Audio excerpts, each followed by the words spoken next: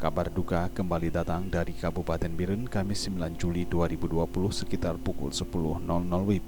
Telah berpulang ke rahmatullah Johara Jahrani umur 2,5 tahun, putri dari Tengku M. Yusuf Nasir atau Abia Cinip, pimpinan Dayah Rahul Mudi Aziziyah yang juga Ketua Umum Barisan Muda Umat BMU Pusat.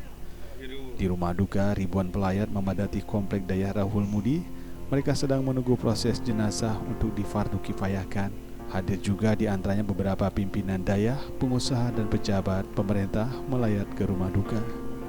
Sementara itu, Teguh M. Yusuf Nasir atau Abia Cinip menyampaikan, setiap kehidupan pasti akan menghadapi kematian, namun hanya masalah waktu yang membedakannya, di mana kehilangan buah hati bagi seorang ayah sangat berat rasanya mendapat ujian dari Allah.